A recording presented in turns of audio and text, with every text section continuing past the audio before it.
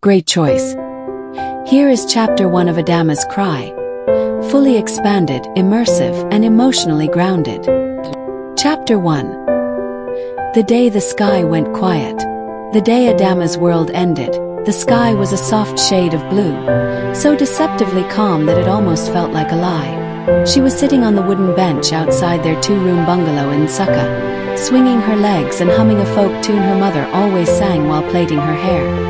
Her father was late returning from the bank, but that wasn't unusual. Her mother was inside preparing dinner, and the smell of okra soup drifted through the window, warm and inviting. Life wasn't perfect, but it was full, secure, until the knock came. It was too firm to be friendly, too heavy to be news of anything good. Her mother wiped her hands and opened the door. Two men stood there, one in a police uniform, the other in a dull brown suit. Both of them wore faces carved from stone. "Are you Mrs. Ease?" one asked. Adama never forgot the way her mother's voice trembled. "Yes, why?" There was a pause, a breath that changed everything. "There's been an accident.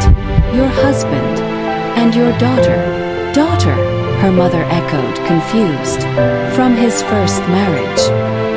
He was driving her back to school. And just like that, silence took the house. A silence so loud it swallowed the walls and the floor and the ceiling and Adama's breath. Her father was gone. Just like that. Her mother didn't scream. She didn't cry. She simply sat down on the cold cement floor and whispered something over and over, words too quiet for Adama to hear. Later that night, when everyone had gone and the candles flickered low, her mother finally broke.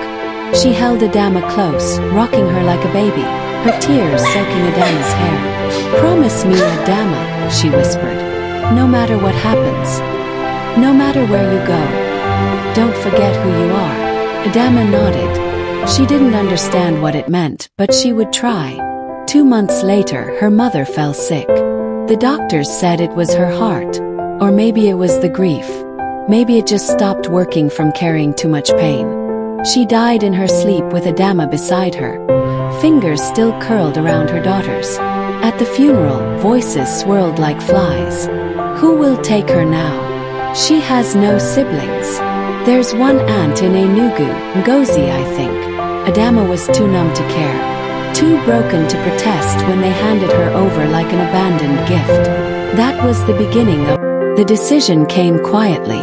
It wasn't after the worst beating, or the cruelest insult. It was a Tuesday. A simple, scorching Tuesday in Enugu, the kind that made the air thick with dust and heat. Adama had just finished washing 2 buckets of clothes and was hanging them on the line when she saw it.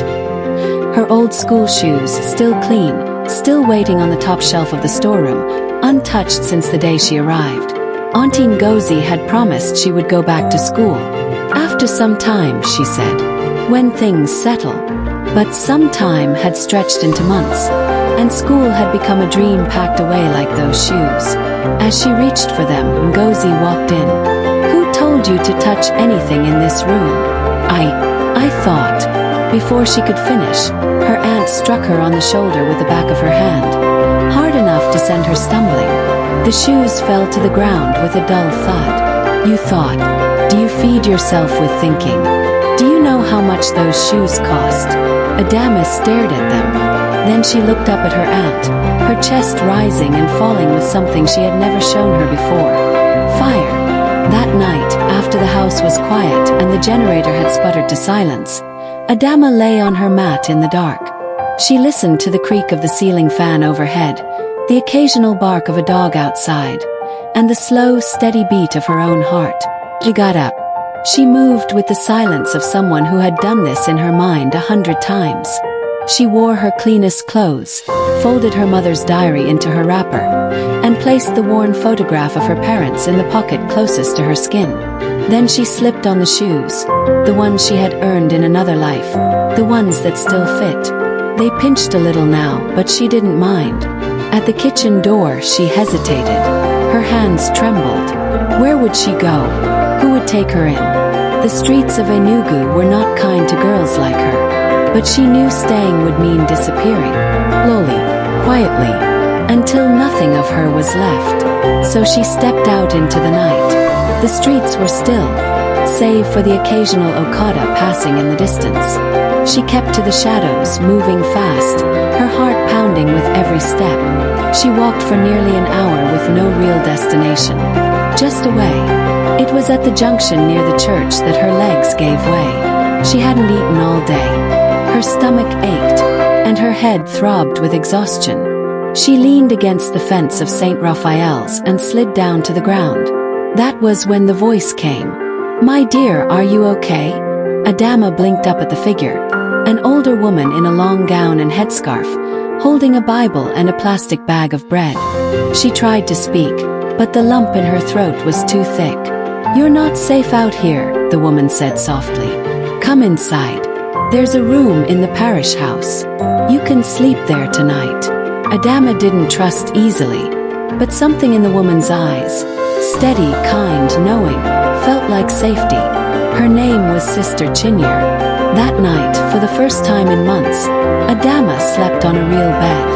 She ate warm bread and drank Milo from a plastic cup. She didn't say much, just nodded when asked questions, and clutched her diary as if it could speak for her.